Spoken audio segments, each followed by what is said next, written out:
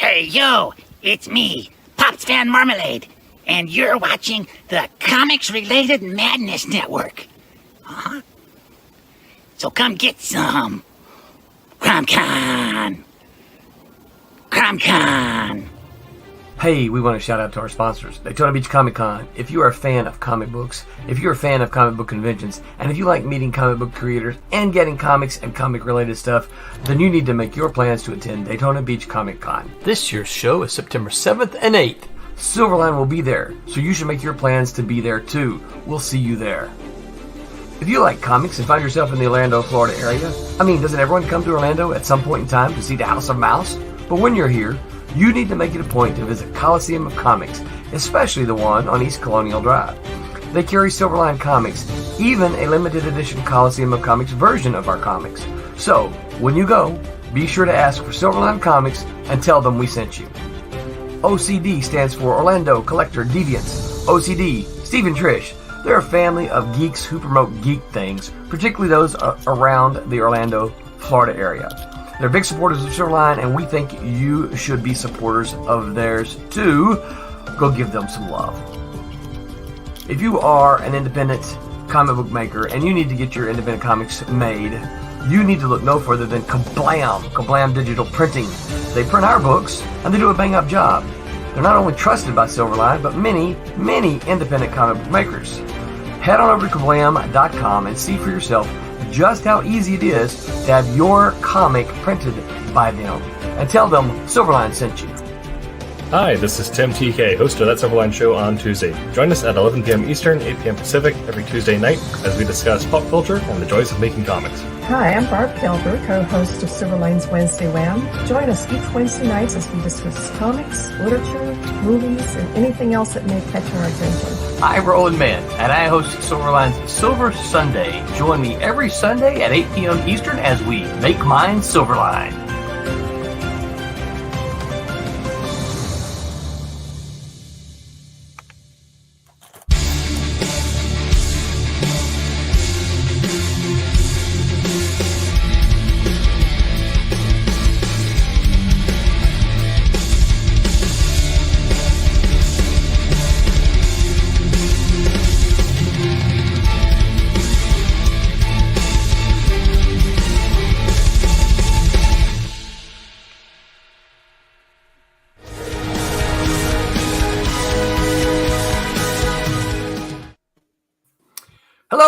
And welcome to Silverline Silver Sunday.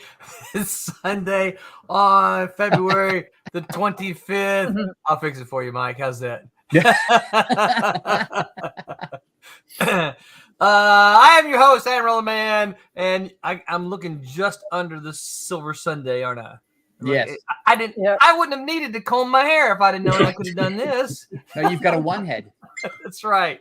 I am joined tonight by my my usual cohorts, Mr. I'm gonna actually move this to the bottom. Mr. Mike Belcher, that man in the mask. Say hi, Mike. Hi, everybody. And as usual, Mr. Roberta Conroy. Hello. Hi. And of course, aging comic book character, Mr. Tom Mason. I'm staying on topic tonight. Hi, everybody. And popping in just at the nick of time, Mr. Thomas Flormonti Jr. They don't know that I just joined. That you're just. They don't have to know that. So Tommy was also, before we get too deep, Tommy was confused about the topic tonight. So I wanted the topic was share very this with confusing. everybody. This is what aging in comics looks like. Oh, Okay, guys. Man, I look the same. What happened to you, bud? You look like a Loverboy cover band on a cruise ship. I know. Yeah. So I had to pop that up there just for you. great. So before we get too deep, you guys need to. I made something. Let me see if it works here. You made a thing? Yeah, I made a thing. Breaking news: only 8 days left to back Bear number 2 and Beyond the Stars number 3. That's so shiny. I can't see it. Silverline Comics. My eyes, the shiny. Let me see if I can't. Where's my button here? It is not a flip book. That was one of the No. questions that was asked. It was not a flip book. This is just a proof copy made for me by Mr. Flormonti, so we can see how beautiful these covers are. And look, Isn't that guys, amazing? it's so shiny. beautiful. Yeah, Gorgeous. and Shiny. as a reminder, the only way you can get these beautiful shiny covers is to back the crowdfunder.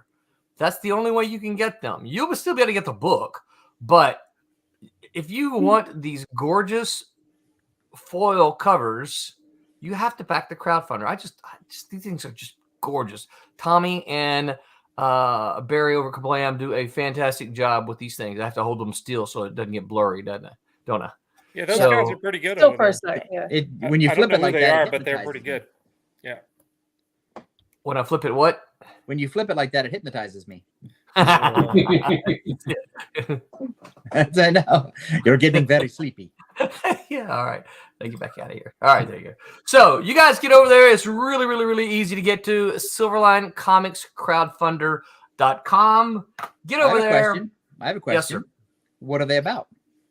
Well, Oh. so Beyond the Stars is you can see it's written by Ron Fortier with art by Andrea Bormida and Mr. Mike Belcher there. Did the letters. I think Mike didn't you design the logo as well? I did. Yeah. Fantastic logo here. Beyond the Stars is very classic space opera. You know what? I need to give Ron to give Mike. Do you know Ron's elevator pitch for this thing?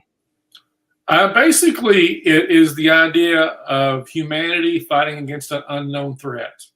That's basically what it boils down to, and the uncertainty of it. The threat comes from outer space, and they have to react. Man has to react to it. It comes from deep space, and man has to react to it. So if you like space opera, if you like science fiction, Exactly. this is It's the sci-fi. thing. You got to check this out. Maybe towards the end of the show, you could play the video. Oh, I don't know if I have the video. Because Yeah. Fortier is a real pulp guy. I mean, Yes, he yeah. is. He loves airships. He loves the movie serials. He loves monster movies. He loves, all that great action adventure stuff from the 40s and 50s. And isn't Yeah. he one of the founders of Airship Yes. Yeah. something? He absolutely is. I was looking to see if I actually Airship had 27. That's it. Thank you. I was gonna say the wrong number, so I'm glad you popped in. I'll Yeah, have him and to, Ron Davis. Right. to dig up that video. Oh, wait, before- Davis is one of the other co-founders. Yeah. I'll be darned. Yeah. Yeah, it's not unusual. You can find them together at shows with Airship 27. So, and then the other this one's easier. I kind of know this one. This one is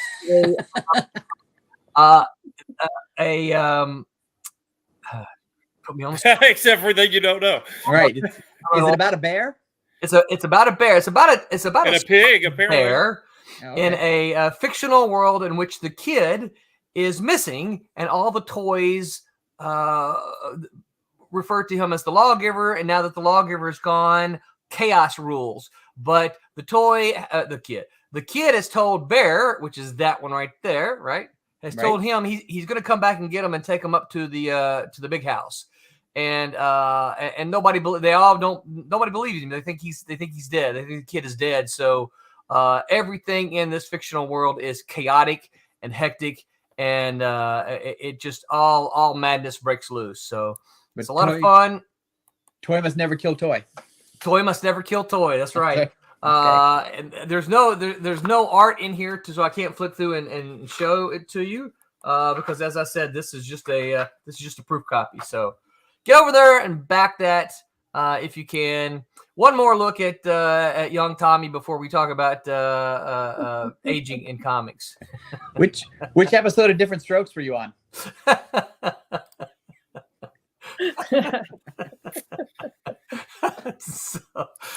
Shame.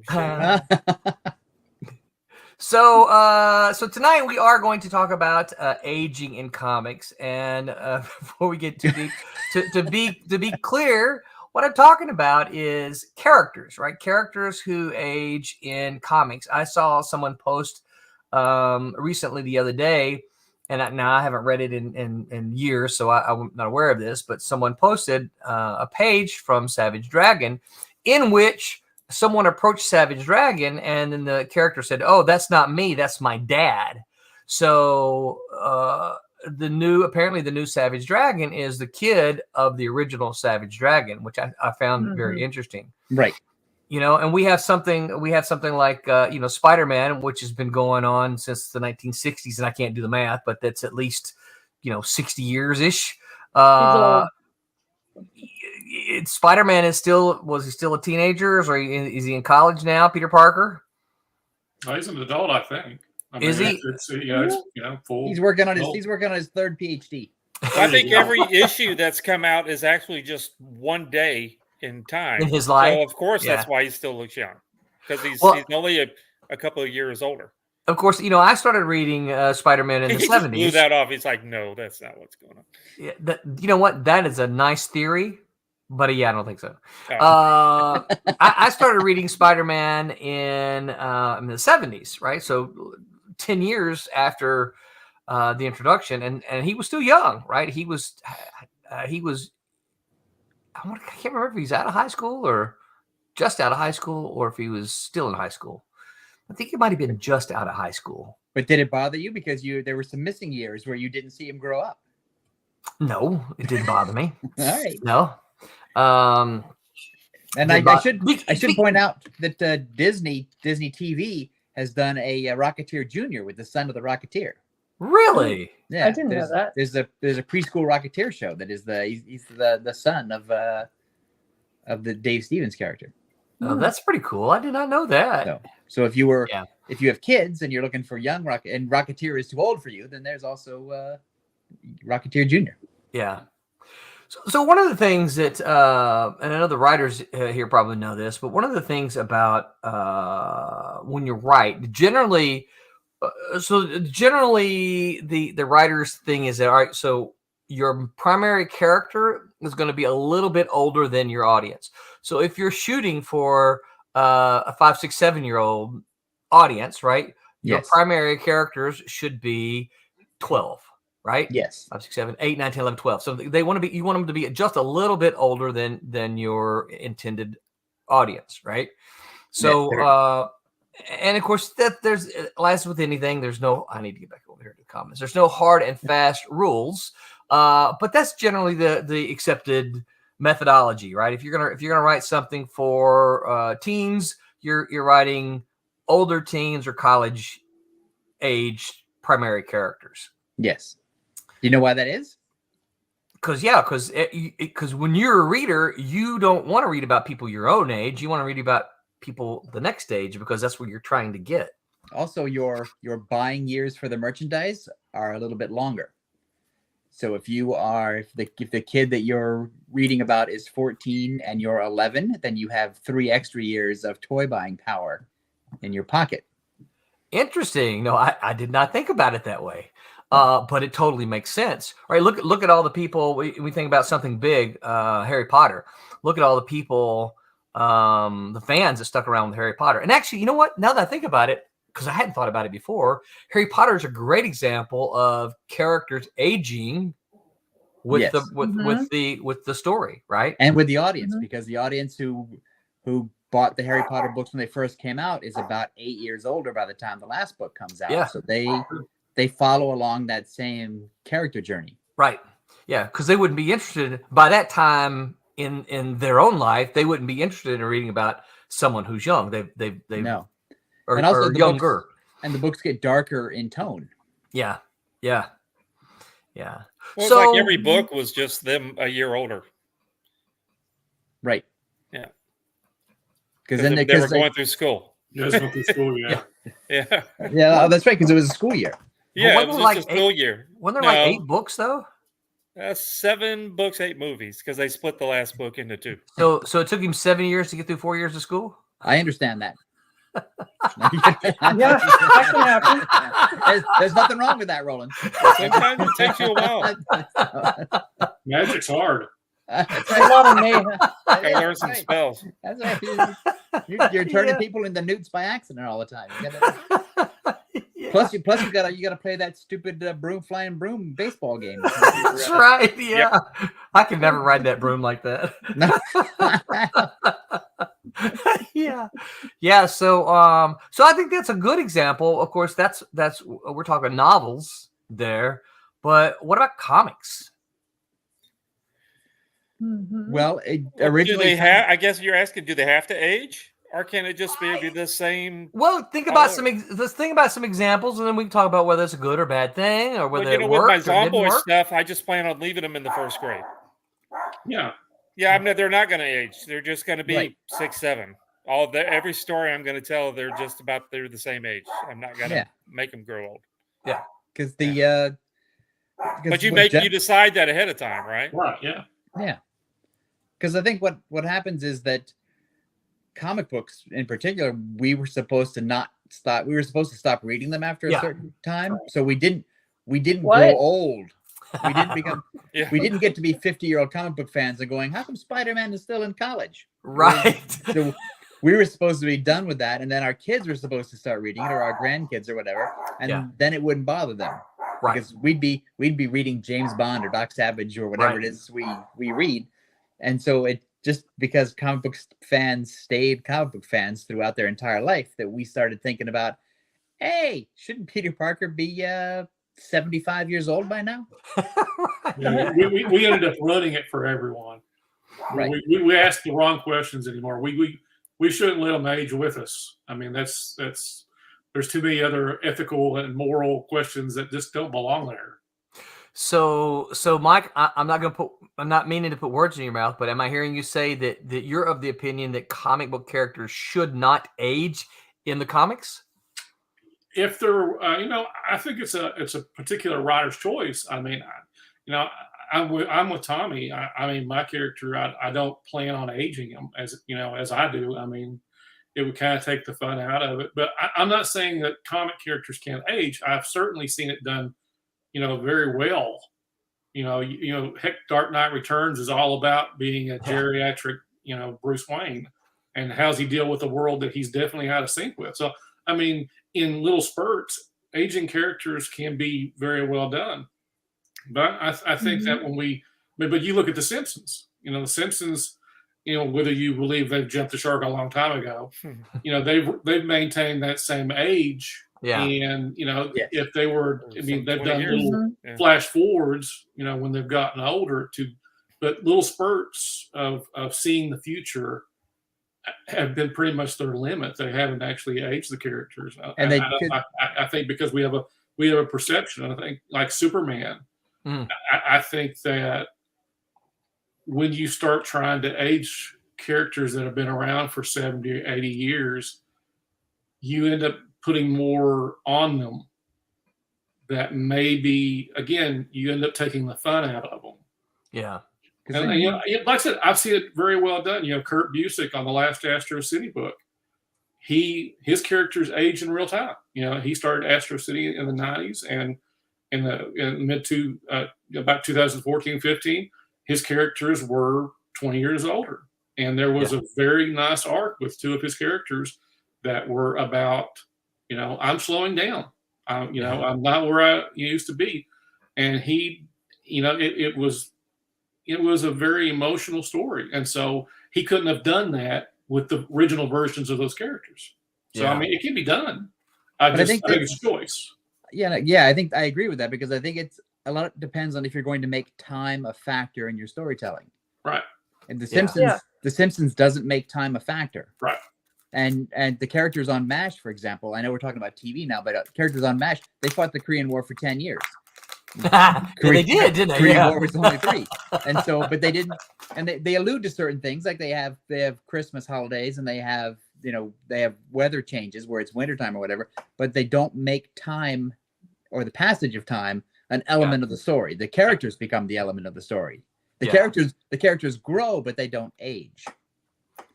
And I think that's the conscious choice. Whereas, like with the Mike's Dark Knight example, I think Dark Knight is a great example of that, where you see old Batman or whatever, but I wouldn't necessarily want to see that every month. I wouldn't want to see old. I wouldn't want to see old Batman for 30 years. No. Yeah, And that was because- an interesting story, but it was the one-off story that that I want to go. That's Okay, kind of cool. what I was gonna say. Maybe those stories are just different timeline period, rather than like the whole run of Amazing Spider-Man is not supposed to be from him from high school going into college and then skipping a year of college and then doing something. Maybe it's just kind of just a general early 20s, whatever. And then we see Spider-Man as an old dude. That's just a different timeline. That maybe it's not supposed to be a chronological thing. Yeah. Because what I don't like in I'll just stick with Spider-Man for an example. What I don't like is when I find a really good Spider-Man, a really good Batman story that I like, and then somebody comes along and says, well, this contradicts something from 1964. Right. Well, I don't really care. You don't care. I don't care, because I'm sure there's something in the new James Bond movie that contradicts Goldfinger. Yeah. But I don't care. And so part of it is the stuff that we're talking about making time a factor. But part of it is because if you tell me a really good story, I'm not going to go back and find the thing that contradicts it. Right. Yeah. And I think James Bond is a good example of a character who's been around for a long time and doesn't really age. And I think that's one of the things I like. My son and I talk about this about the Marvel movies, and we won't go too deep there. But part of the new Marvel movies don't feature the A-list characters, right? And of course, I always tell him part of the reason they're struggling is because the characters that they're putting onto film now weren't A-list characters in the comics either, right? Right. No one wants to see, and I won't call it, but no one wants to see some of these B and C-list characters. Everybody wants to see Captain America, Iron Man, and Hulk. That's who they want to see, right? So I argue the characters are more important than the actors, right? Because I don't care for Robert Downey. I like Robert Downey Jr. I think he's a great Iron Man.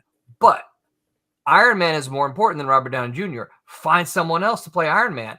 They've been doing it with James Bond for years. Yeah. And there have been like 30 Supermans too. Yeah, Superman, it works. And Batman, right? And all it works. It works. Now, are those actors great in the part? Yeah, of course they are. I'm not going to say they're not. But the character, from my perspective, is more important than the actor. Absolutely. So...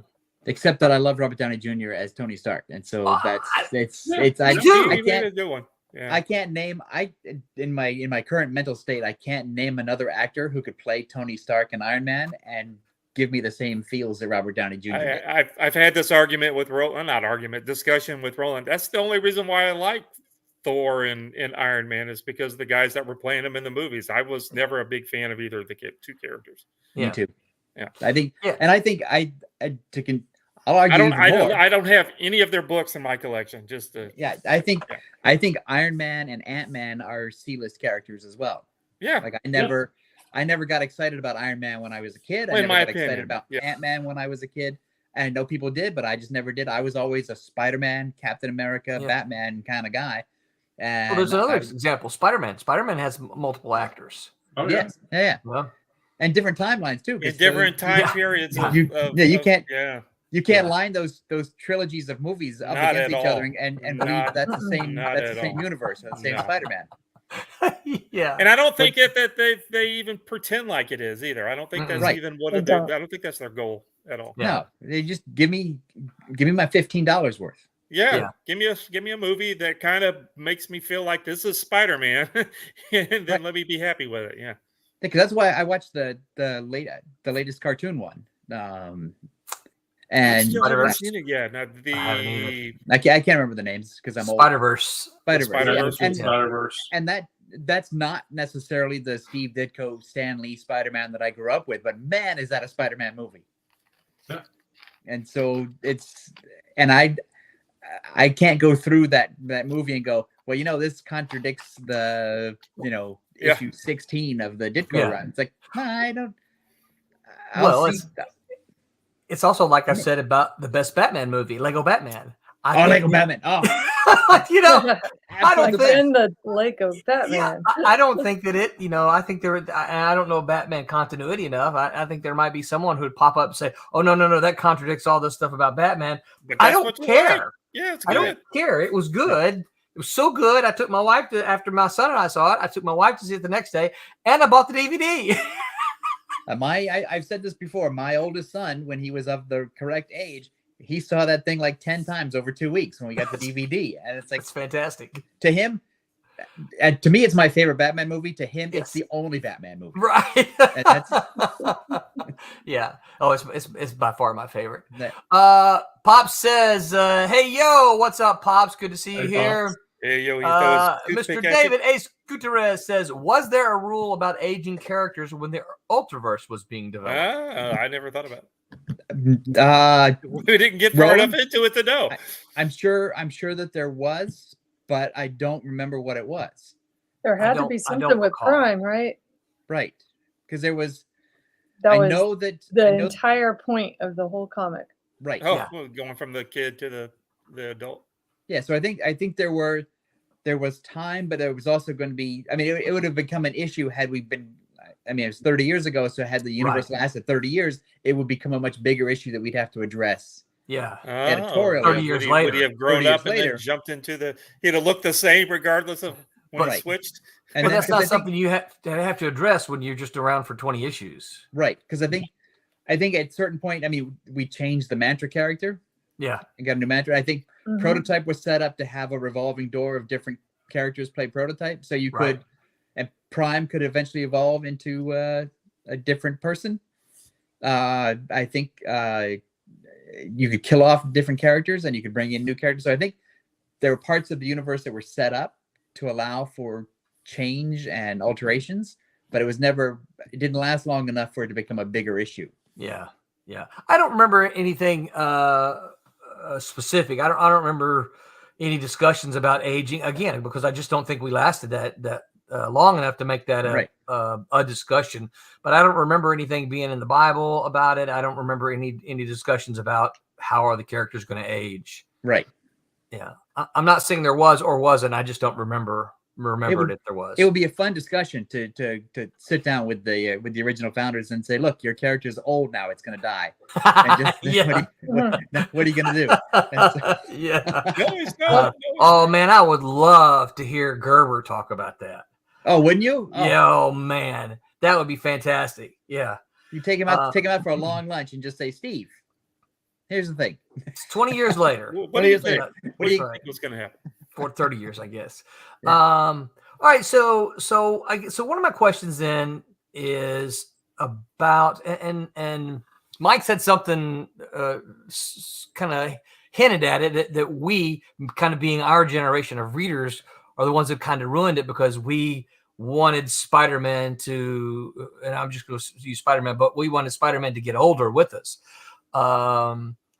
I don't know that I wanted Spider-Man to get old. I didn't. I always either. liked him in college. Yeah. The college. I years, didn't Spider-Man. care that I sort of liked it in that sort of static state that it was in. Yeah, I do too. Yeah. And so I wasn't sort of like, oh, now I want to see Peter Parker get a real job. I want to see him sit in a corporate cubicle and and punch time clock, whatever, or get work on the factory line or something. I never wanted to see any of that sort of aging side. I didn't want to. Oh, he's got back trouble now. He's got to wear. I want to see him go from a photographer to a graphic designer. Right. Yeah. That's right. I want to see him get laid off as the newspaper technology That's right. replaces him. None of that interested me. I just wanted good stories. Yeah. And I think, but a lot of times, some of this is writers just trying to find a way to keep the character interesting 12 times a year. Yeah. Because Well, you got four And all or the five different. crossovers. You Yeah, got I four mean, or five a lot of different that Spider-Man was books. just the intention of a writer, almost listening to himself. Because, it used to be, middle-aged men writing for an all-age audience. Now it's middle-aged men writing for other middle-aged men. Right. I mean, and unfortunately, you have those questions in your head, and you shouldn't, actualize them on fictional, almost immortal characters. And Right. you can tell in the tone of the books today. Yeah. I mean, they're just, like I said, you end up putting up too much baggage on characters that really weren't kind of built to support asking those types of questions. It's kind of, I always call the Superman thing. You have a contingent of fans saying, well, how can anybody not know that Clark Kent and Superman are the same guy? He just wears glasses. You're talking about a guy who flies and looks through things with his X-ray vision. And you're going to tell me you need to argue that somebody won't believe that he's another character? I mean, it's that plausible deniability of fiction. You can enjoy it. And like I said, you have a different, a long time ago, I understand that the comics needed to change for a different audience. But at the same token, putting that aging, not necessarily the years on their face, but the aging environment. How about that? Yeah. There's probably more of the issue that I've had. You kind of take the magic out of it. Yeah. You start asking these kind of questions. I want to see them. I guess what I want to see them tackle the modern world, but I don't necessarily want them to be as old as they are. Right. Yeah. So I want to see. So Spider-Man has been around for almost 70 years. Right. I want to see him tackle the world of today, but still be the Spider-Man of yesterday. Right. I want to see him trying to sneak up with somebody and have his cell phone go off. Right. Yeah. So that's it. I wanted to know how does that stuff affect it? I don't want him to be 70 years old. I don't necessarily want the stories to be old man stories. I want him to be. No. I want him to be that kind of. The same thing with James Bond. I don't want James Bond to suddenly have a desk job. Yes, I agree. James Bond has a fast car. He's got a crazy gun. He's got, he has cool suits. The toys. He drinks martinis. He's got some kind of weird watch that does crazy shit. That's right. Sorry. And he just, that's what I want. Yep, I agree. David Ace Gutierrez says, as a middle-aged man, I don't need to see Spider-Man complaining he needs new readers. And by readers, he means glasses. Oh, there we go. Well, but also he does need new readers, and that's the that's part of the problem too. And that is part of it. So, and this might be a whole different other discussion, but where do you think it went wrong, going from what Mike mentioned about growing up? Because I can remember hearing Stan Lee say on multiple occasions, that their target audience was the 12 to 15-year-old audience. Right. And someone asked him before, well, why end at 15? He says, well, at 16, because the primary audience was males. At 16, young males discover cars and girls. And it's all over. And they get it's all over. So what happened? Why did comics, or when did comics stop targeting that? And was it intentional, do you think, or was it accidental, or? Well, I think they went with the audience. I think, when I started reading hardcore in the mid 80s, DC was doing kind of like the Simpsons does. They do a episode that sometimes calls back to other episodes, sometimes doesn't. Yeah. They were looking for those casual readers every month.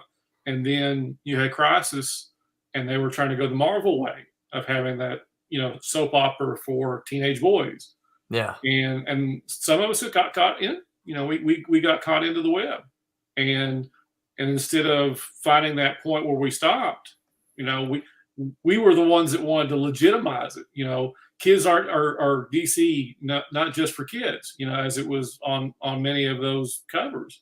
Yeah. And so we started, we kept with it. I mean, I did. Yeah. I mean, the way I look at it, they can be updated, but you still ought to be playing with the magic of the younger years, because again, we start getting more jaded as we get older. We start asking those questions, but again, they played to us because we were the buying audience. We were the ones that had money. As we were going along, we were paying for it. Well, I have a monstrous opinion. Okay, go. Let's hear it. So I agree with everything Mike said, but I think it started way earlier, and I think there are 2 points of note.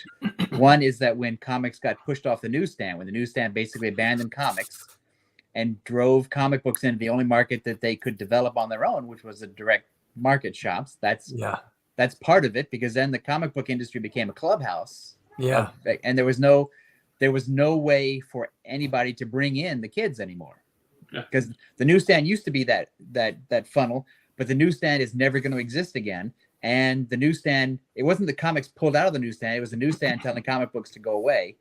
And so they did, and that was one thing. And the other is that a lot of fans became the creators, and the guys who used to write the comic books that we love, the more I read interviews with them, a lot of them just saw it as journeyman work. It was just a thing to do. They didn't really care about it. I've been interviews with Bob Haney where like he never cared about Batman continuity. It was whatever story he could tell, and that was that. And so, but then once the fans became the creators, the fans, and when we're fans, we sit around and go, hey, I wonder what would happen if Spider-Man got old. I wonder what happened if Spider-Man got a job. I wonder what would happen if Spider-Man got like a magic ring or whatever. And then all of a sudden, we're writing these stories where, Spider-Man gets old. I had this idea when I was 12. Well, what would happen if Spider-Man got a ring? I should do that now. Yeah. What if Spider-Man buys a car? What if Spider-Man does this? And all, Spider-Man has to pay mortgage. Right. Yeah. That's right. Yeah. A couple other comments here from Mr. Gutierrez. He says, wasn't it in the 70s when Stan realized he had a college audience? I think so. I think I remember it might have been even around Spider-Man, those drug issues when they ignored the code. Right. I don't remember exactly when that was. But yeah, even still, then they always said that their target audience was, and this is what I always, my argument is always smart writing, right? So even though their target audience was the 8 to 15-year-old, those comics were read by college kids and still enjoyed because they weren't written down, right? They weren't saying, I'm going to write down to this age group. They were written in such a way that it could be enjoyed by that age group, but also understood by those who were older, much like the Harry Potter books. Yeah, but I also thought that Stan was also, he was the funky Flashman too. And so I think that he was also saying that our comic books are read by college kids as a way to legitimize the work. Make it cool. And so make it cool. And so it's not, comics aren't just for kids anymore, true believers, because they're hip. All these hip college kids when they're they're protesting Vietnam and they're smoking dope and they're free loving, and now they're also reading the Web Slinger and the Fantastic Four. Grey Wolf Graphics says, hiya chat, what is up, Grey Wolf? Good to see you here. Thank you for stopping by. Ask questions if you got them. David A. Scurra says, aging doesn't work with a character like Batman. He's frozen in his mid-30s to 40s-ish with Dick Grayson and the other Robins catching up to him. There's a great point. It's like Batman stays the same age, but all these Robins keep growing up and moving on. Well, he keeps killing them too, because it's a dangerous, he puts them in these bright costumes and they all get killed. There's that great scene from Lego Batman where they're running through the Robin costume. Oh yeah. Yeah. I'm gonna have to watch that movie again. Oh, me too. Unfortunately, I'm afraid I could probably, if I'm not too careful, I'll break out into that song. Oh no. Always bet on black. No, don't start singing. Sorry. So okay. Shoot, I had another. You want me a color? I forgot. Oh yeah, Roberta, watch you color. We'll watch you color while we talk about aging. Sure. Yeah, what are you working on? Champion and Miss Fury 2. Oh. So here's a question for you. Based kind of putting all the stuff that we've been talking about already. Do you think that aging a character? Oh, I like the way you can see the whole page over on the side. Yeah. Oh yeah. Mm-hmm. And then you can see what you're focused on right Nice. there. Yeah. There you go. So you can see Yeah. Oh, it's hard to. this book It's is so small. much That makes fun. it too small. Just I like know, I last love week, it. the inks on there. I mean, the colors are beautiful, but those inks are fabulous.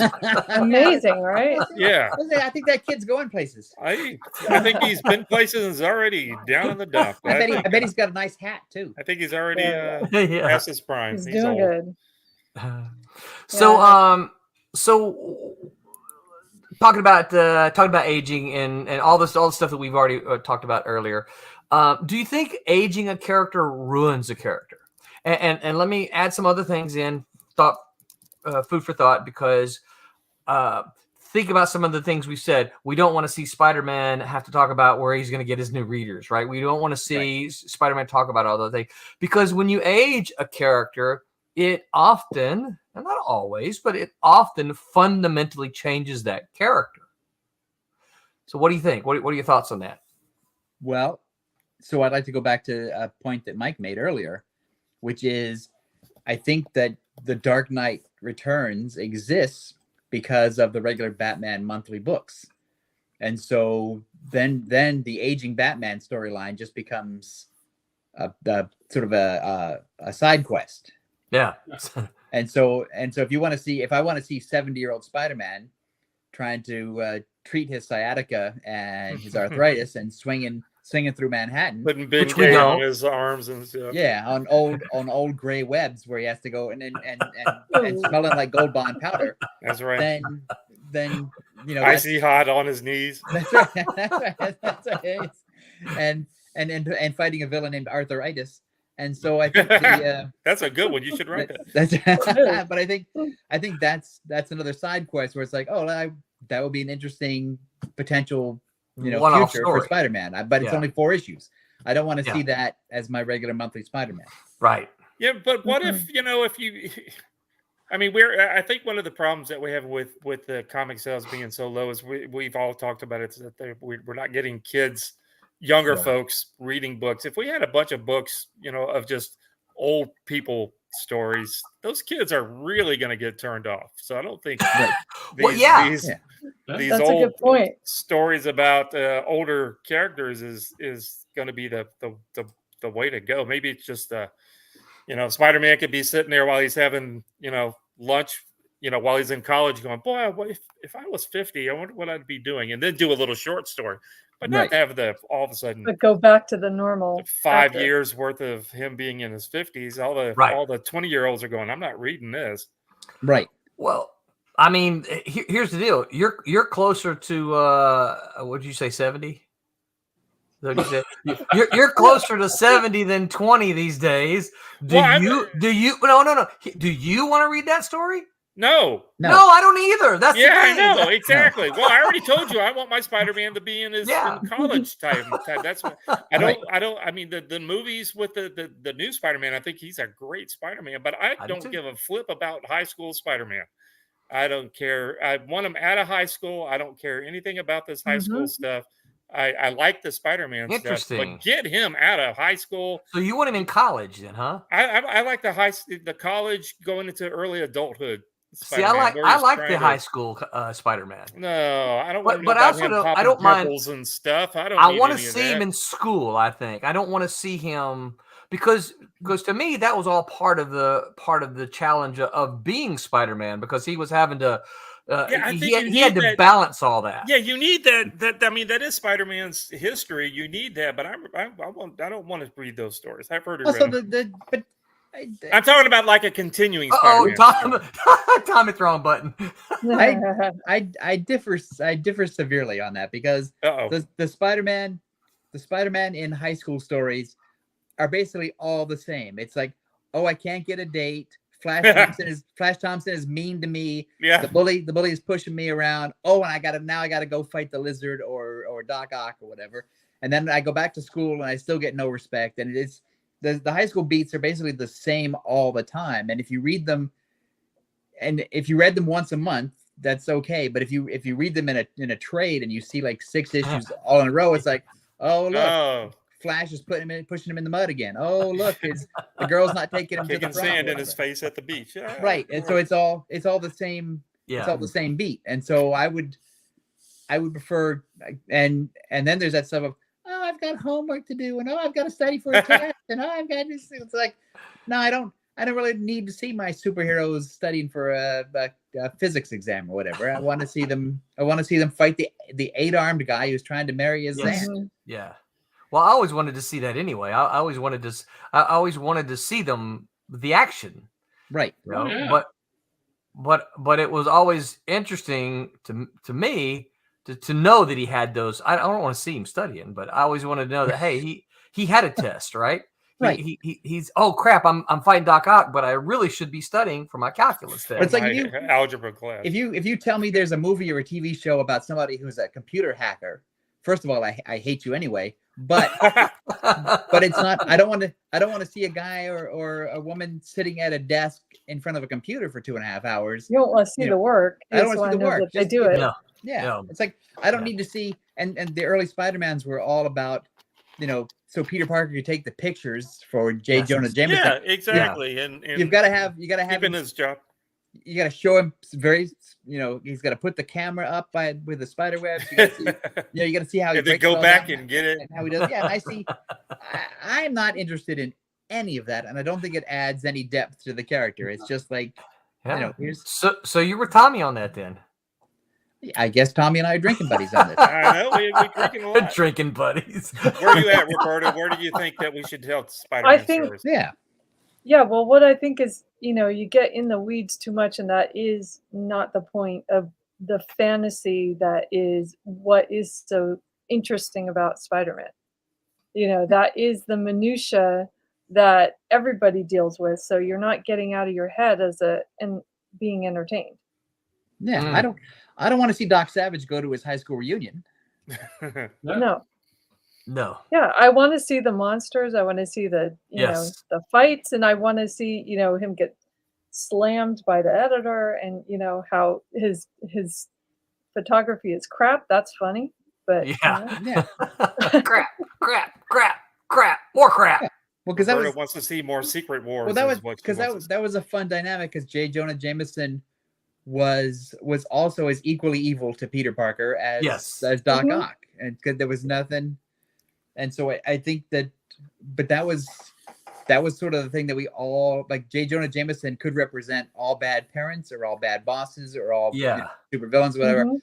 I also didn't need that to be, Flash Thompson setting fire to the school bathroom. No. Right. Right. Grey Wolf says no one wants 80-year-old Spider-Man drinking Geritol. Hey, can you still get that? Because I don't know. That. He could use some tonight. Well, that's like 40% alcohol, I think. Is it really? I think that's why it was a pickup. Is that the secret? I think the secret is the booze. What is it? What's the cough medicine that also has the alcohol in it? NyQuil. NyQuil. Thank you. NyQuil. Yeah, which I'll often referred to. I'm Baptist, so I can say this. Often referred to as the Baptist beer. Oh, wow. What about like the Hulk, Bruce Banner? We don't get to see old Bruce Banner or young high school Bruce Banner. Well, not that he was the Hulk in high school, but you know what I'm saying. Well, this is good. I like that because I was having do we care about what he did in high school? No. Well, no. He was, but he didn't become the Hulk. But here's Spider-Man the deal. did become Spider-Man in high school. I also don't want smart Hulk. The what? I don't want smart Hulk. I don't want the Hulk talking like Bruce Banner. I don't like that. I think it's funny. Well, it's funny. It's funny for a limited period of time, right?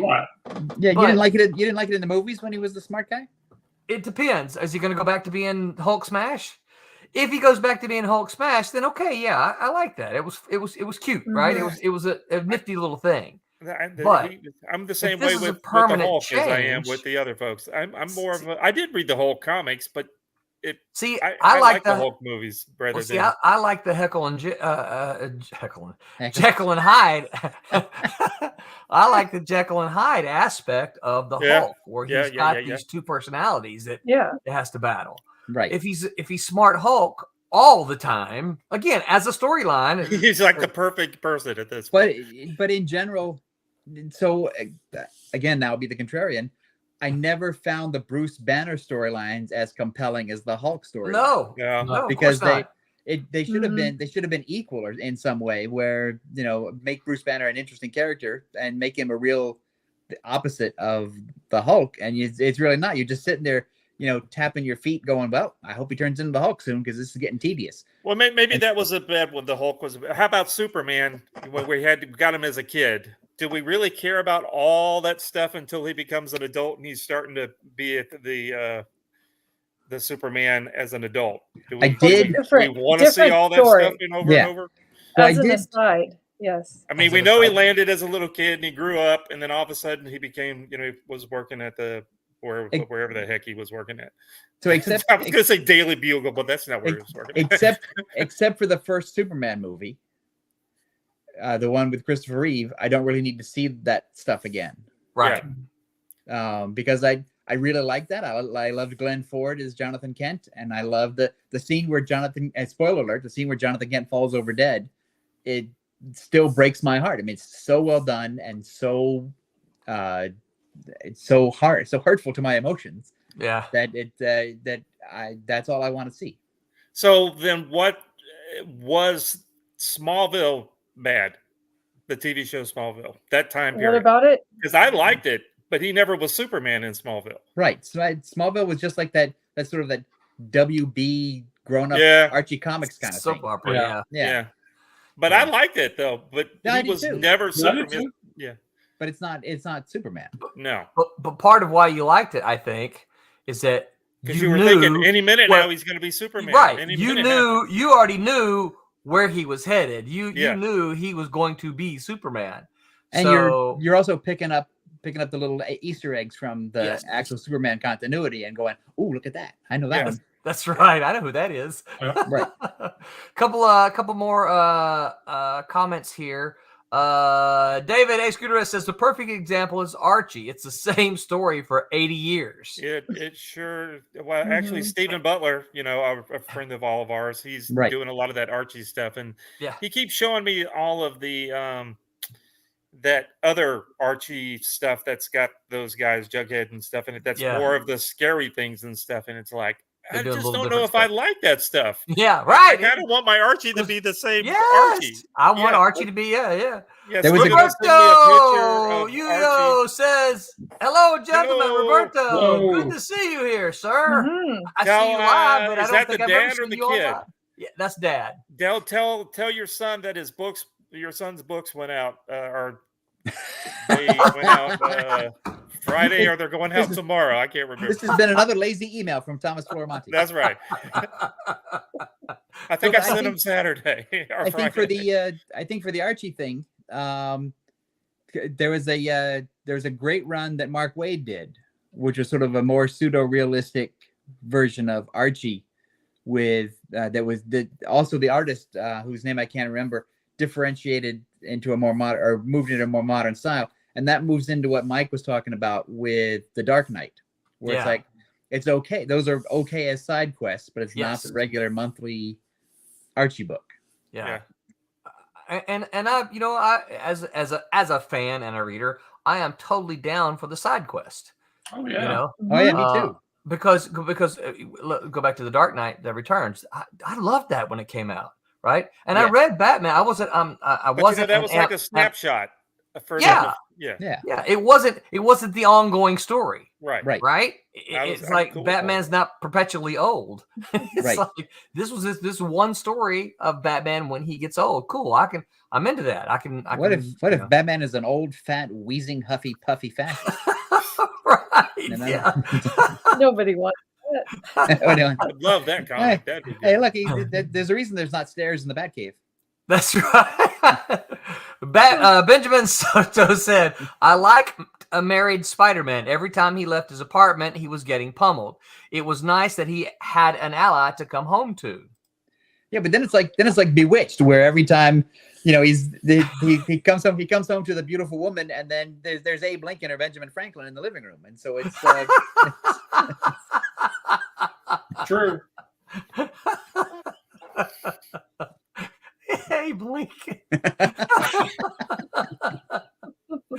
I don't even know what timeline that they're in the current Amazing Spider-Mans. I haven't picked up one in for a while.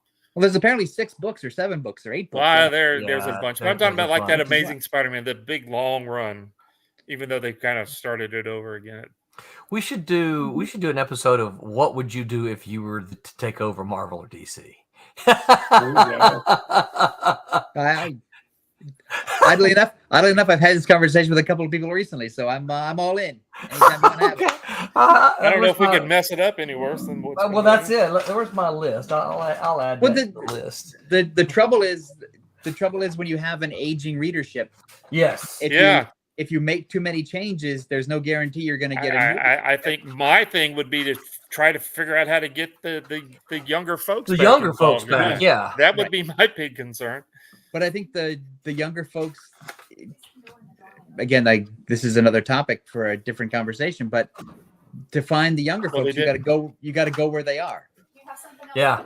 And so, because I think the younger folks know the comic shop exists, and the younger folks know what's there.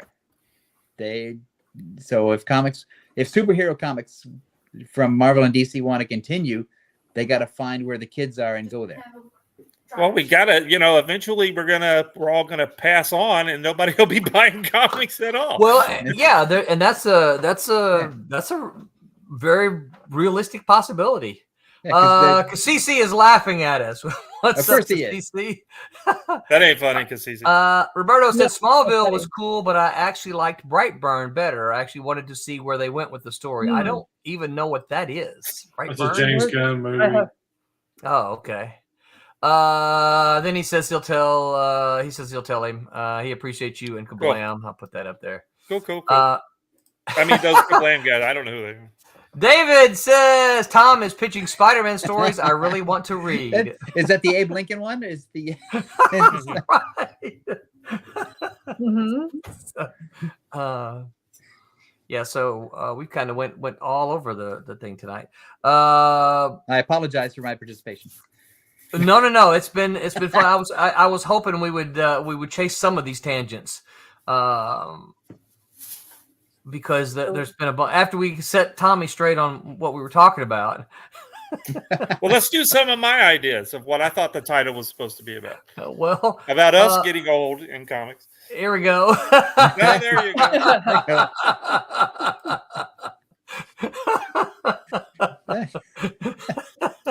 That's a cast from Silver Spoons. Well, that I'm gonna write that down too. Aging creators. Because it is an issue. Because you think about it, most of these places there's no retirement for freelance writers, artists. They just get old. Yeah, but so here's the thing, and I get that a lot of people can't retire because there's no savings and there's no pension and there's no whatever. But also, if you're a creative person who writes or draws or whatever, do you stop? Do you just get to 65 or 70 and go, "Hey, I'm done creating now. I'm going to stop doing it." And I don't think you can. I understand the need to keep working and to make money and to pay off all the bills and stuff like that. But also, my head would explode if I stopped trying to write or draw. So, but here's the thing. So here's where I'll say, Tom, you and I are different. Because hold on, hold with me. You and I are different because we're writers, okay? Right? And artists, as you age, right? You depend on being able to hold your pen steady. And I know artists who I can't do this anymore because my hand, I can't hold the pen steady. Right. And so it actually affects the ability, the ability, right? And so. Mm-hmm. Again, I'm not going to call any names because I love a lot of people, but I have talked to and seen some work of some aging creators that I look at and go, it's just not up to snuff because of one reason or another. I'm not even going to say why. I don't, but it's just it's just something does happen to the actual ability. Now, writing, it's just whatever your stories are. They stupid, right? Well, you can still lose. You can still lose the ability to craft a good story. Absolutely, absolutely. But I think a writer can disguise their aging a little more than an artist can, who has to hold the pencil. Yeah, but I think again, this goes to the kind of thing that. That I know Mike is doing, and I know that you're doing, Roland, and I know Tommy's doing, which is creating your own stuff that you own and control. Yeah. And so that if you don't, even if you get to the point where you can't write or draw anymore, you still have a body of work that could be exploited in some way. And I mean exploited in the best possible way, right? As opposed in good ways. And yeah, But Yeah. it could be reprinted. It could be optioned for movies or TV. It could be some kind of annuity that could outlast your productive years. Right. Yeah. Yeah. And I think that's important. And I think this is again, this is a whole other topic. I think that's why we see Marvel and DC declining in recent years the way we have. Roberto says, Tommy, do you have a sketch cover for Mystery Girls 1 and is number 2 out? Do I have? I can make one. But do it before you get too old and lose your ability. Yeah, that's right. So the answer, Roberto, is yes. I can put a sketch cover on. I know the people that can print them. Oh yeah, here you go. Here's to Tom's retirement comment. Wait, go back. All right. Okay, sorry. Do you want one? And then he says, "Roland and Tommy, you rock." Yeah. Oh, just look at our picture again. Show our picture. Well, Roberta, Tom, and Mike are now upset. Yeah, look at it. We rock. Yeah. God, we look so. That's okay. I like the shirts. What shirts were we wearing? You had a cat and mouse shirt. What was I? I had a cat and mouse shirt. Yours was a Paper Heroes shirt. Oh yeah, that we were at that show. Oh, that's Steven and Mitch were behind us, weren't they? No, Mitch got a Jeff Darrow shirt. Mitch wasn't there. Hold on, let me scroll out. Steven was look! There. Oh, that I forgot what's his name. He lives doing a funny picture of picking his nose. Yeah, that's John Christian, who was the owner. Of Paper Heroes. Yeah. Who's the nose picker with a hard boiled T-shirt? I forgot what his name was. I can't remember his name. Don't put us on the spot like that, Tom. You know, Roland, as you age, you start to lose your ability to remember things. Ouch. All right, let me get to David's comment here. He says to your retirement comment, Tom, most people don't get to retire; they just stop getting hired, and I think that's true for a lot of comic book creators. Right, but that's also why you got to make your own work. Yeah. There comes a point where I think you should recognize it, because I see a lot of creators, and again, I'm not going to name names, but they get to a certain point in their age or their career or whatever, where Marvel and DC stop calling and they get angry. It's like, I worked with them for X number and they stop calling. It's like, well, that's been obvious for some time that Marvel and DC are going to stop calling. So what have you done? What have you done on your own to sort of cushion that blow? Because you can yell all you want to, but once Marvel and DC stop calling, they don't generally pick up the phone again. No. Yeah. And the other thing you'd think of too is like, look, you spent, let's just say 20 years. You spent 20 years working for Marvel and DC. Didn't you learn? Didn't you come up with any of your? Oh yeah, what'd you learn? Don't you have any of your own ideas that you want to do, or wasn't there someone that you collaborated with? You go like, you know what? I'd like to work on another project with that person. Go do it. And there's at least one major company, Image, who would take any sort of mainstream successful Marvel or DC creator and just say, what do you got? Yep. Yeah, absolutely. Carrie says, hey, gents. I'm sure she meant hey, gents and Roberta. That's okay. I could be a gent. Meant to say hey, y'all. Hey, Carrie, what's up? Thank you for stopping by here. We appreciate it. Now Roberta's mad. Roberto says he does want one. Okay. He's gonna get Kyle Holtz or Rob Hunter to do the sketch covers. Oh, Kyle Holtz is great. Oh, yeah. Why do you want Kyle Holtz to draw something on one of my books? Now Tommy's mad. No. Oh, and speaking of, I found a lot of Kyle Holtz Nightman pages. If somebody wants to, we need to start. Did you really, Nightman? A ton of them. You found more? Yes. I don't know. They just magically appeared. I told you I found like 76 pages. You did, but your list. Even chaos pages and stuff. Yeah. Wow. I'm telling you. I don't know where they came from. I'll help you out, Carrie. Carrie says, hey, Roberta, it's hard to see all the tiny faces. Here you go. It's okay. There we go. Now you can see us. Woo-hoo. Yeah, I found a bunch of Kyle Holtz with big shots of Nightman pages. Really, dude? Sure you know, I told you need to put those. You got to put those up on the Ultraverse page. I know. I need to buy an e-bike. They'll let you do that. Yeah. So I'll plug this on the Ultraverse Facebook page. I think next weekend, so March 1st, March 2nd, March 3rd, is they're having the Ultraverse sale where people who have Ultraverse merchandise can post for sale. Yeah. Oh, speaking of, look what I found. Renee, we've already got the cruise money. Well, My wife was just letting me know that those pages are going towards our cruise that we're going at the end of the year. I think if you get them Good to Wednesday, know. it's The good. cruise is paid off. We don't need cruise money. so Tom, I know one of the topics that comes up often is what an uncut. Oh, what was that? What uncut comic books look like. There they you are. go. And I Yeah, actually that's have fun, an right? uncut comic in my possession. Actually, my mother had this. Is she a hoarder? Here's an Would you uncut. steal them from her? I did. Oh, Those are Mike Zeck. That's Mike Zeck cover, isn't it? This Mike Zeck covers, yeah. So this is an entire uncut, unstapled comic. yeah. I'm staying Yeah. with Yeah. So because I know sometimes people go, That I've was a got an nice glossy paper. uncut comic, and they post something, and I'm like, that's not an uncut comic. That's not what it looks like. Right. So- No, they also think it's some kind of printer's proof too, which it's not. It's just yeah. it's just untrimmed, unbound guts. Yeah. Yeah. Yeah. So that's what an uncut comic looks like. Man. Okay. Get Golly, me out of here. Renee, that smells so good. How do I put Roberta back up there?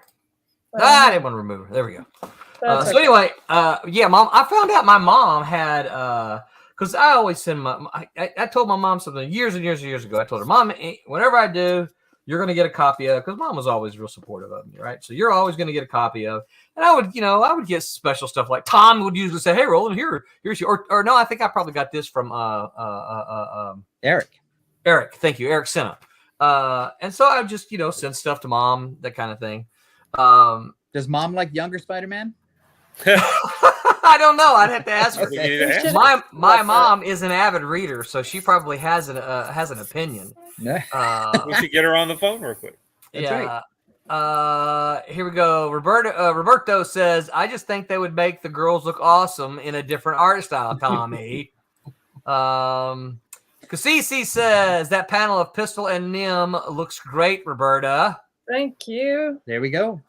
Remind me next show we go to. I'll bring you one, and you could get whoever to draw on it. You don't want me to. Speaking draw of on it. which, Tommy and I will be. Oh, that's right. This Saturday. Is it this Saturday? It is. It's this coming Saturday, March All the right. 2nd. We're going to be at Yancey Street signing copies of Trump's #1, which is out on the stands now. So I'll be at the Krispy Kreme on Augusta, Georgia, on Saturday. Wait, you're going to Augusta? You're going to Georgia? No, but I have He's one of the driving first down. Krispy Kreme I can find. Okay, I was going to say, wait, if you're in Georgia, that's pretty close. Yeah, no, I'll be at WonderCon at the end of March. Oh, Nice. fun! I haven't been to WonderCon since I was at Malibu. Really? Mhm. Yeah, It's a lot different than it used to be. Yeah. is it It's good different a or lot bad of different long or lines. media Well, different? it depends because well, here I go again. Because it used to be in Oakland, and Mhm. Oakland was more of a comic book Mhm. show. Right? And then as the comics industry changed and contracted and became the weird Right. thing that it is now, it moved down to Anaheim. And now it's a comic book show, but their publishers don't generally set up anymore. So Marvel and DC don't show up, and all the other stuff, and Dark Horse doesn't show up, and Boom doesn't show up. But there are a lot of smaller publishers and independent publishers that show up. So if you like the smaller independent publishers who are doing weird and interesting and wonderful books, that's a great place to go. And they also have an entire Lot of section copy. of artisans, local craftspeople. Yeah.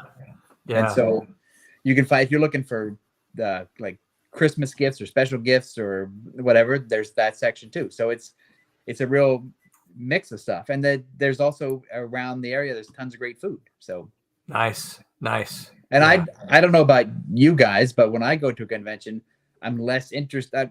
I'm interested in finding out something that's cool or weird or interesting to read. But I also look at it as like a weird family reunion where I Yes. see people that Yeah. I don't see. Yeah. Mhm. I can see 100 people I know in the span of 3 days, and I can have like a really great half-hour conversation with all of them. And Right. That's a good I really point. look forward to that. Yeah. Yeah, I tell folks all the time when we're talking about conventions. I said, to me, that's one of my favorite aspects of going to a convention. Yes, of course, I'm going there to Right. promote my work and to let more people be aware. Hopefully, make more people aware of what I'm doing, what we're doing, that kind of thing. But one of the other things I love is being able to see people who I know that I haven't seen. Like Tom, the last time I saw you was in San Diego. What, 2018? Yes. Yeah. Yeah. So, And that's it's valuable to me to be able to do that. yeah. Yeah, because there's nothing like having those face-to-face conversations in this day and age of cell phones. Yeah, because somebody said, "Oh, it's not about the San Diego Comic Con. Oh, it's not about comics anymore. It's not this." It's like, well, I don't really care about that. I just spent 20 minutes. People, right? Right. I spent 20 minutes talking to Marv Wolfman. I spent 20 minutes talking to Howard Chaykin. I spent another 20 minutes, talking to this person. And I had dinner with Aaron Lepresti. I had whatever. Right. It's valuable. That's valuable. That's because that's fun for me, and it's also great to be able to talk to those people. Yes. Yeah. Yeah. I absolutely 100% agree. Let's see. Roberto says, I would love to get a Malibu book signed by you. You rock. And I love what you're doing with Silverline. It's a nice compliment. Who's he talking to? I think he's talking to Roland's mom. I think he's talking to Roland. I think he's talking to Tom or Tommy. It must be Tom because we see him all the time. He's picked up books from us. Yeah. I don't think. But Tom's coming to the. Roberto's always bringing. I'll be at the Daytona Speedway whenever it is. What is it again? Where am I coming? Daytona is September. Yeah, we got to figure that 7th and 8th. We're running out of time if we're going to make that happen. I'm gonna have to renew my Geritol subscription. Tommy, I told Roland it'd be cool if you did a bear sketch cover for me. You rock too, my friend. Okay, I can do that. Cassisi says it's across the street from Disneyland as well. Yes, it is, and there's a couple of great places in the outside of Disneyland to eat. So. Oh, he's talking about Roberta. What? Really? There you go. That's he wants to get some Malibu books signed by you. I guarantee you, Roberta. Nice. Thank you. Yeah. He knows which ones you did. He doesn't love me. He might. He does. He absolutely does. I kid you not. Every time I see him, well, I'm not gonna say every time. I think every time I see him, he has got a book for me to sign. That he's pulled out of his, and he's often told me I would have brought more, but I wasn't sure how busy you would be. And he's waiting for you to die so he can cash in. Oh yeah, because that goes back to the topic of the show. That's right. Comic creators getting old. Mm-hmm. Right? Wow. Well, cool. Yeah, we got to get Roberta and Tom to come to the show. That's right. Mm-hmm. Yeah. When is the Daytona Speedway? Mike, you ready to come down, Mike? I'm going to stay home, and y'all can have my spot. One of these days. I'm not coming if you're not going to be there. Oh well, I'll pay to get in, and I'll say hello to everybody. That's good. All right. I think I might could get my own spot if I needed one. My clock tells me that it is about 9:15 now. Y'all have anything else about aging in comics? It's bedtime for aging creators. That's what it is. Not a problem for Pendulum, by the way. You know what, Roberta? I was wondering if you were going to bring Pendulum up. Yeah, because I mean, really, he's got so many problems. Yeah. Wait, I feel out of the loop. What is the Pendulum? So you shouldn't feel out of the loop. Pendulum was it was a Malibu book. It was one of our Malibu. Come on, Tom. Wake up, man. Come on. Of the hundreds of books, Tom, you published? You remember them all, I know. Is that a Lowell Cunningham book? Or is that a... No, that was John Drury. John Drury did the writing and the penciling, and then Ted Slampiak did the inking and the lettering. Oh, all right. Yeah. And Tom's like, our remix version is being colored by Roberta. Oh, there we go. It's gorgeous, by the way. That's excellent. I'll stick a copy in your box. Was there a I believe there's a pentagram drawing on the front cover of the first issue, isn't there? Well, we're redoing it. Yes, The original. The original. I don't remember. No. You're No. thinking. I don't remember a You're thinking pentagram. Mantis Files by Sid Williams. Yes, I am. Yes, yeah. All right. Hey, do you That still one keep did in have a touch with Sid? pentagram. What's Do you- that? Do you still keep in touch with Sydney? Not much. We swap some messages now and then, but not too much. He moved up to the Washington D.C. area, so So you cut him off. no, he more or less cut me off. I know where you're getting into the subject. Remember we? yeah. Let's Tom, go. you remember there's things that you told us not to talk about I with know. you. Stop. So, All right. I didn't know. Roberto says, "I'm going to get my Gravestone comics out of storage for you to sign." Absolutely. Malibu Rocks. Yeah. Oh, yeah. and I found a awesome. bunch of gravestone pages too. I did. Did you Roy really? Burdine gravestone pages. Yes. Yeah. Willie Oh, Pepper those are gravestone those are pages. gorgeous Those pages. are Roy so Burdine. cool. Roy Burdine Yeah. was great. He should have had a bigger career in comics if he wanted it. I agree. Yeah, but he Right. he jumped it and went on to producing cartoons. I mean, it's not like he. I understand. He's he not had a nobody. I understand he had a wonderful career. I'm just saying I love his comic book work, and I Should have Yeah. been comic books. Yeah. Okay, so We should try to get him on the show. that's a good idea, actually. Yeah, I I'll still have to talk do it. to him every now and again. He pretends like he doesn't remember me most of the time. I can And understand that. we were buddies there for a while. And Yeah, then you all of a are, sudden, yeah. you go your separate ways, and that's how it works out. Oh! Listen to this. Listen to what Oh, the Tuesday group is going to be talking about. So the be sure to tune in to our other shows this week on Tuesday. That Silverline show on Tuesday. They're going to be talking about the best tools for creatives over 30. At a certain old point, people our backs books. start Interesting. hurting, and using our wrists for too long causes cramps. Here's the best office and creative tools to ensure you get productive work sessions once your body What are you starts looking for? breaking. Oh my Aspirin. god. Aspirin. Aspirin. And on Wednesday, the Wednesday Whammers are going to be their subject is Bring On the Grim and Gritty. Why is post-apocalyptic fiction so popular? That's on Wednesday. We will be back. I got to tell y'all something real quick. Go on to that for a second. Renee is sitting right over here. Hey, Nate! she can only hear my part of the conversation. She goes, "Why are you talking about old people?" I'm thinking HR jail is what she just told me. She says, "I'm fixing to get you in trouble as soon as you get off this." She thinks we're talking bad about old people. If you would pay attention to more, to put it on the TV, you could watch the show. That's right. You put it on TV. You can watch it on your phone. Oh, she's staring at me. I got to hold this so she can't see me. She's staring at me. She's like, point your 2 camera feet at her away. so we can wave at her. Here, come over here and say hello. Yeah, She said no. Hey, Nate! come here. Hello. Come here. She's shy. Come Camera over shy here. On tonight. the spot. She said no. Okay, tell her That's next okay. time. Respect All the right. no. Next Sunday, we're going to have a guest, Chris Nye. If you don't know Chris Nye, well, you The should. science guy? Actually, I got talking about conventions. I actually got a chance to meet Chris at a show that Mike arranged for us up in Pikeville, Kentucky. And Chris has got this just awesome 70. I mean this is the highest compliment. So he's got this awesome 70s style comic art that I fell in love with when I saw it. So we're gonna have Chris here with us, and we're gonna talk about him, who he is, what he's done, what he's got going on, and that is next week. Do you mean 1970s or 70-year-old?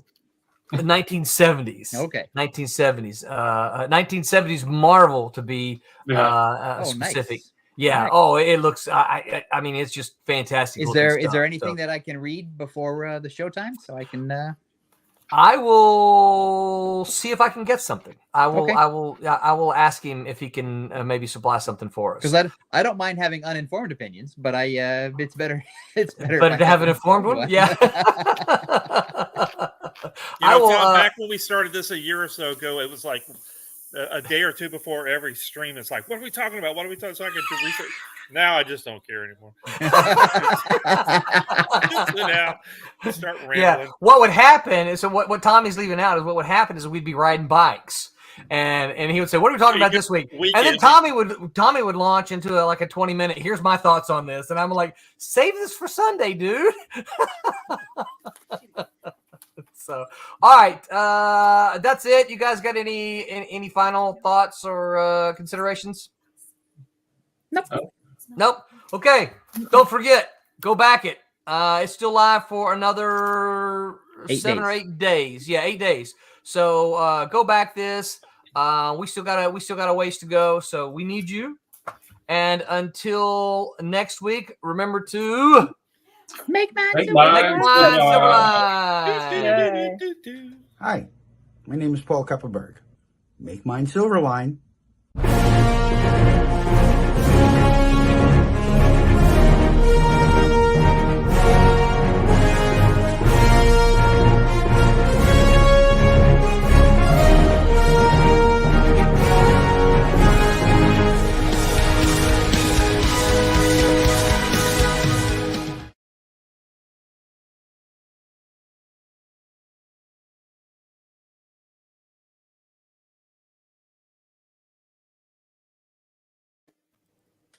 Oh, Hey We're there. still live. Hang on.